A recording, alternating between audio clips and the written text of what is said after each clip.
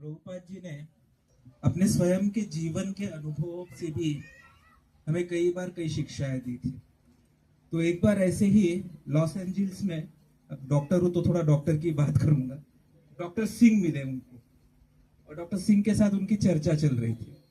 तो डॉक्टर सिंह जो थे उन्होंने प्रभुपाद जी को एक बहुत ही गहरा प्रश्न पूछा जो आज हमारे लिए भी महत्वपूर्ण होता है। उन्होंने पूछा कि क्या आप पत्थर और पत्थर से बनी मूर्ति दोनों में कृष्ण को देखते हैं? तो प्रभुपाद जी ने बोला हाँ, हम दोनों में कृष्ण को देखते हैं। उन्होंने तुरंत दूसरा प्रश्न पूछ लिया, तो क्या आप दोनों को एक समान रूप में कृष्ण को देखते हैं?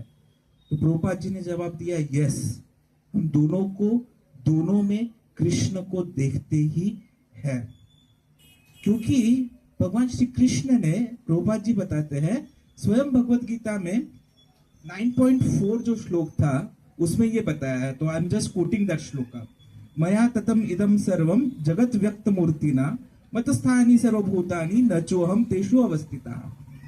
तो प्रभुपाद जी ने डॉक्टर सिंह को जवाब देते हुए समझाया कि इसका मतलब ये होता है कि जो श्री कृष्ण की जो शक्ति होती है ना, वह अपने आंशिक स्वरूप में हर जगह पे उपस्थित होती है और हर अणु में भगवान उपस्थित है। तो इसीलिए हम हर जगह पे कृष्ण को देखते हैं और इसीलिए गुण के हिसाब से हर कोई कृष्ण को जब हम देखना शुरू करेंगे, समान भाव से देखना शुरू करेंगे, तभी हम आगे भक्ति में बढ़ पाएंगे। डॉक्टर सिंह ने तुरंत आगे पूछ लिया, पर फिर भी बोले यस व्हाट? तो उन्होंने बोला नहीं, तो आपका ऐसा कहना है कि मनुष्य जो है वो एक पत्थर में भी श्री कृष्ण को देख सकता है? तो प्रभुपाद जी बोले that is what I said, वही तो मैंने आपको अभी समझाया कि हम भगवान को उस पत्थर में भगवान की शक्ति के स्वरूप में उनको देखते हैं। तो डॉक्टर सिंह बोले तो क्या आप पत्थर की भी पूजा करेंगे? तो प्रभुपाद जी ने बोला नो, वो पत्थर की शक्ति है, वह कृष्ण नहीं है।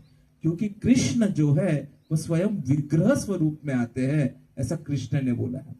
तो पत्थर शक्ति है पर मूर्ति जो है, विग्रह जो है, वो स्वयं श्री कृष्ण के स्वरूप है। तो ये अचिंत्य भेदाभेद तत्व होता है, ऐसा उन्होंने उनको समझाया कि कृष्ण की शक्ति हर जगह पर उपस्थित होती है, वे अपनी शक्ति के द्वारा हर जगह पर उपस्थित है।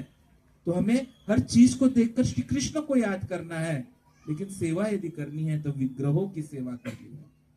और तब उन्होंने उनके जीवन का एक चीज बताई कि कृष्ण की शक्ति कैसे पहचाननी है।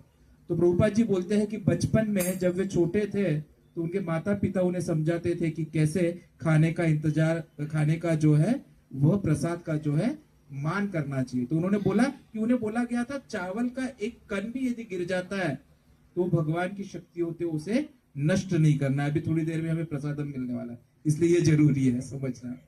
तो प्रभुपाद जी बोलते हैं मुझे सिखाया गया कि उस एक कण को भी उठाओ, अपने सिर पे लगाओ, क्षमा मांगो और फिर उसे धारण कर लो, क्योंकि वह क्या है? कृष्ण की शक्ति है। तो कृष्ण की शक्ति को ऐसे वेस्ट नहीं करते, क्योंकि यो मां पश्यति सर्वत्र सर्वम च मयि पश्यति तस्य हम न प्रणश्यामि स च मे न प्रणश्यति।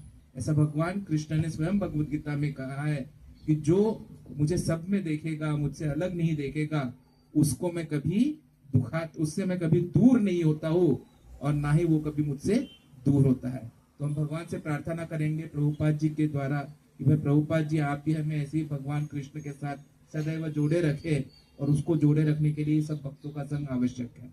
हरे कृष्ण।